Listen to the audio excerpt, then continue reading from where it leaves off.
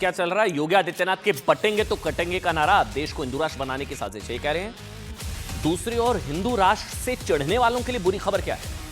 आज से 4 दिन बाद 7 नवंबर को बागेश्वर धाम के पीठाधीश्वर धीरेन्द्र शास्त्री भारत को हिंदू राष्ट्र बनाने के लिए दूसरी बार पदयात्रा निकालने जा रहे हैं। हिंदू राष्ट्र बनाने के लिए दूसरी पदयात्रा। दूसरी तरफ बाबा बागेश्वर को अपना शिष्य बताने वाले जगतगुरु रामभद्राचार्य जी ने भारत को हिंदू राष्ट्र बनाने के लिए सभी सनातनियों का मार्गदर्शन किया है।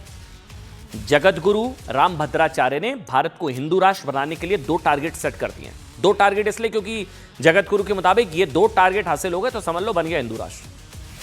पहला, भारत की कुल आबादी में हिंदुओं की जो आबादी है वो 80% फिक्स, मतलब 80% रहना जरूरी है। दूसरा, उन्होंने कहा कि देश की संसद में हिंदुओं के खाते में 470 अब तो 2029 में ही है ना चुनाव, तो मतलब 2029 में 470 सीटें।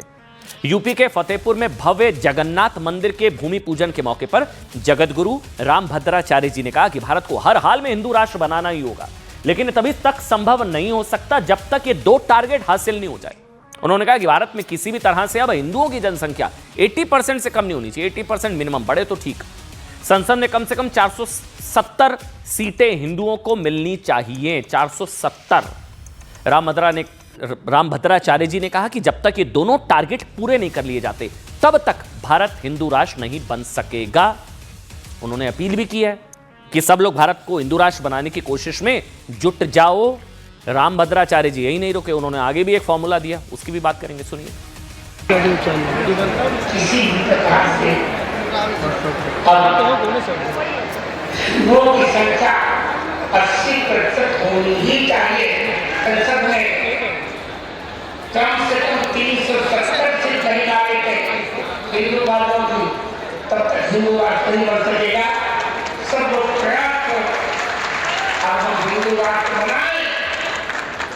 संसद में कम से कम 470 सीट लें। अच्छा, क्या है साहब कि हिंदू राष्ट्र घोषित करने के लिए संविधान में तो बदलाव करना पड़ेगा, ये जो फॉर्मूला दिया जा रहा है, बल्कि यूं कहें कि संविधान की मूल भावना में ही बदलाव करना पड़ेगा। संविधान की प्रस्तावना में लिखित धर्मनिरपेक्ष, सेकुलरिज्म, पंथ निरपेक्ष, धर्मनिरपेक्ष शब्द को हटाना पड़ेगा। हालांकि संविधान की मूल प्रस्तावना में धर्मनिरपेक्ष शब्द नहीं था, उसे बाद में 1976 में 42वां संशोधन उसे जोड़ा गया, वो कहानी हर कोई जानता है। अब अगर संविधान में संशोधन करना है तो इसके लिए 3 अहम पड़ाव पार करने पड़ेंगे। संविधान में संशोधन, राज्यों की मंजूरी, सुप्रीम कोर्ट की भूमिका, तीनों बहुत जरूरी हैं।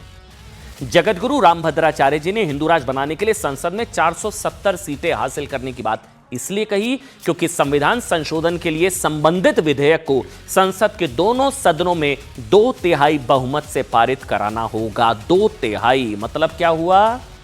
543 वोट में से 364 चाहिए, राज्यसभा में कितना? 245 में से 164। इस हिसाब से ये हिंदू राष्ट्र का फॉर्मूला दिया रामभद्राचार्य जी ने।